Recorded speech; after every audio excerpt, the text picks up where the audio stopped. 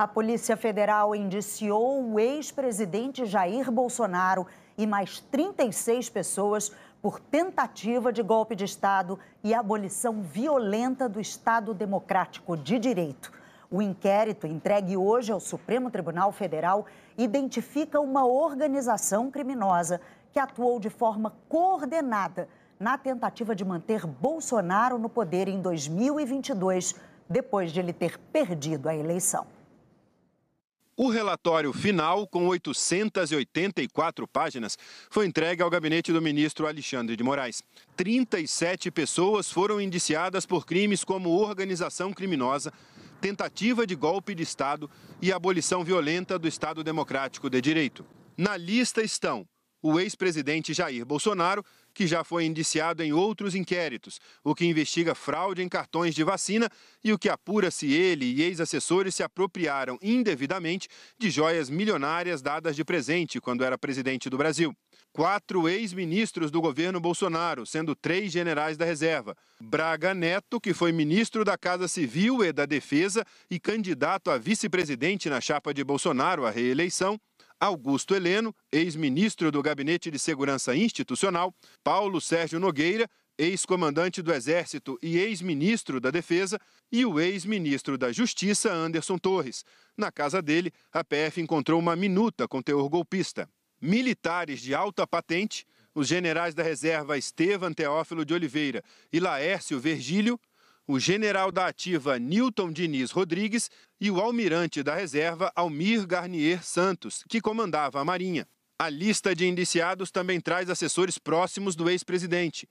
Felipe Martins, que foi assessor internacional da presidência, o coronel da reserva Marcelo Câmara, o tenente-coronel Mauro Cid, ex-ajudante de ordens de Bolsonaro, que fez delação premiada, e Tércio Arnaud, investigado por integrar o chamado Gabinete do Ódio. Há 2 políticos na lista, o presidente do PL, Valdemar Costa Neto, e o ex-diretor-geral da ABIN, Alexandre Ramagem, que hoje é deputado federal pelo PL. Também estão na lista os coronéis do Exército Alexandre Castilho Bittencourt da Silva, Anderson Lima de Moura, Fabrício Moreira de Bastos e Bernardo Romão Correia Neto. Os coronéis da reserva Cleverson Ney Magalhães e Carlos Giovanni Delevati Passini. Os tenentes-coronéis Ronald Ferreira de Araújo Júnior e Guilherme Marques Almeida. O tenente-coronel da reserva Sérgio Ricardo Cavalieri de Medeiros, o major da reserva Ângelo Martins de Nicole, o capitão reformado do Exército Ailton Gonçalves Moraes Barros e o subtenente Giancarlo Gomes Rodrigues. O relatório também indicia 4 dos 5 presos na última terça-feira, depois que a PF descobriu um plano para sequestrar e matar o presidente Lula, o vice Geraldo Alckmin e o ministro Alexandre de Moraes. O general da reserva Mário Fernandes, os tenentes-coronéis Hélio Ferreira Lima e Rafael Martins de Oliveira e o policial federal Vladimir Matos Soares. Completam a lista dos indiciados o engenheiro Carlos César Moretson Rocha, o policial federal Marcelo Bormevetti, o advogado Amauri Fere Saad, o padre José Eduardo de Oliveira e Silva e os empresários Paulo Renato de Oliveira Figueiredo Filho e Fernando Cerimedo. O relatório é a conclusão de uma investigação de quase 2 anos, um desdobramento do inquérito sobre a atuação de milícias digitais que se organizaram para atacar a democracia e o Estado Democrático de Direito. A PF afirma que juntou provas a partir de quebras de sigilo, buscas e apreensões, colaboração premiada, para confirmar a existência de uma organização criminosa que atuou de forma coordenada para dar um golpe, impedir a posse de Lula e manter Jair Bolsonaro no poder. No caso dos crimes de abolição violenta do Estado Democrático de Direito e golpe de Estado, a lei penal prevê punição inclusive para tentativa, mesmo que ela não tenha se concretizado. A previsão está no artigo 359-L do Código Penal, que diz: tentar, com emprego de violência ou grave ameaça, abolir o Estado Democrático de Direito, impedindo ou restringindo o exercício dos poderes constitucionais. E no artigo 359-M, que diz: tentar depor por meio de violência ou grave ameaça o governo legitimamente constituído. As penas máximas desses 2 crimes somam 20 anos de prisão. Com o crime de organização criminosa, pode chegar a até 28 anos de prisão. As investigações mostram que a mobilização envolvia milícias digitais, um braço operacional e um braço jurídico. A PF dividiu os núcleos de acordo com a atuação de cada um. O núcleo de desinformação e ataques ao sistema eleitoral era encarregado de produzir, divulgar e amplificar informações falsas sobre as eleições presidenciais de 2022.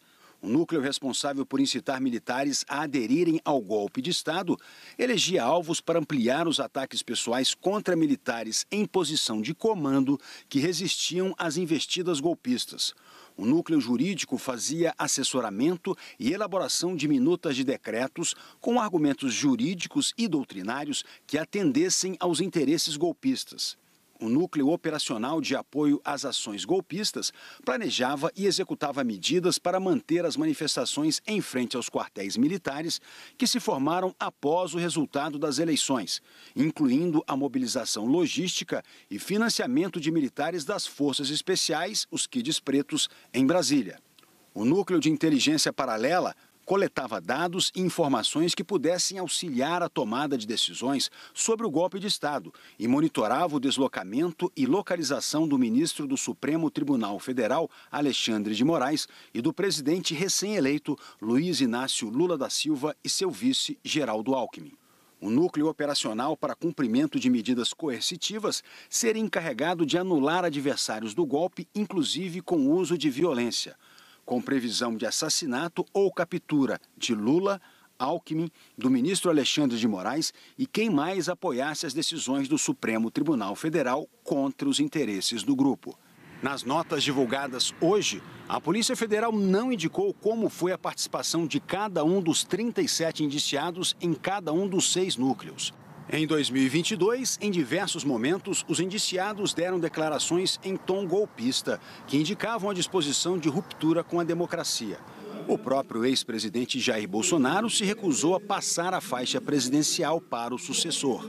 Numa reunião ministerial, em julho, com a presença de Bolsonaro, o general Mário Fernandes, número 2 da Secretaria-Geral da Presidência da República, já falava em golpismo, adotar medidas alternativas, e fez referência ao golpe militar de 1964. Então, eu acho que, realmente, nós temos que ter um prazo para que isso aconteça e não para que eles raciocinem que é importante avaliar essa possibilidade, mas, principalmente, para que uma alternativa seja tomada, como o senhor bem disse, antes que aconteça. E no momento que acontecer, o que vai? É 64 de novo? É uma ajuda de governo? É um governo militar? É um atraso de tudo que se avançou no país? Que isso vai acontecer. Segundo a PF, no dia 12 de novembro, militares discutiram o plano Punhal Verde e Amarelo, que previa o assassinato de autoridades. A reunião foi na residência do general Braga Neto, que atuou como ministro da Casa Civil e da Defesa de Jair Bolsonaro e candidato a vice na chapa dele, derrotada nas urnas. Num vídeo divulgado uma semana depois numa rede social, Braga Neto saiu do Palácio da Alvorada depois de conversar com Bolsonaro e sugeriu a apoiadores que alguma coisa estava para acontecer. O presidente está bem, está recebendo a gente, não tem problema nenhum. Tá? Vocês não percam a fé. Não, tá bom? Lá na frente é só o que eu posso falar para vocês agora. Tem que dar um tempo, tá bom? Tá bom? Eu não posso conversar. Os pedidos de indiciamento estão sendo analisados pelo ministro Alexandre de Moraes, que é o responsável pelos inquéritos. Moraes afirmou que só deve encaminhar todo o material para o Procurador-Geral da República, Paulo Gonet, na semana que vem. É Gonet quem decide se oferece denúncia contra os investigados, arquiva os pedidos ou solicita mais diligências à Polícia Federal. Gonet terá 15 dias para tomar as decisões. Numa rede social, Jair Bolsonaro reproduziu trechos de uma entrevista ao site Metrópolis. Segundo Bolsonaro, abre aspas, o ministro Alexandre de Moraes conduz todo o inquérito, ajusta depoimentos, prende sem denúncia, faz pesca probatória e tem uma assessoria bastante criativa. Faz tudo o que não diz a lei. Fecha aspas. A defesa de Braga Neto repudiou o que chamou de indevida difusão de informações relativas a inquéritos. Alexandre Ramagem afirmou que a Polícia Federal escolheu os alvos e depois produziu provas. Ramagem considera que não cabe ao ministro Alexandre de Moraes julgar o caso. José Eduardo de Oliveira e Silva afirmou que a nota da Polícia Federal com a lista de indiciados é um abuso dos responsáveis pela investigação, que quebra a determinação de Alexandre de Moraes de sigilo absoluto. A defesa de Alexandre Castilho Bittencourt da Silva disse que faltam provas substanciais. Declarou o compromisso do cliente com o Estado Democrático de Direito e disse que Alexandre está certo da inocência. A defesa de Marcelo Costa Câmara e Tércio Arnaud afirmou que falta elemento concreto que os vincule às condutas investigadas e que o Ministério Público irá reconhecer a necessidade de investigações complementares. Paulo Figueiredo declarou que não esteve no Brasil em 2022 e que trabalha nos Estados Unidos, onde mora. A defesa de Ronald Ferreira de Araújo Júnior afirmou que ele não participou dos supostos crimes. A defesa de Almir Garnier afirmou que ele é inocente. Disseram que aguardam acesso ao inquérito as defesas de Guilherme Marques de Almeida,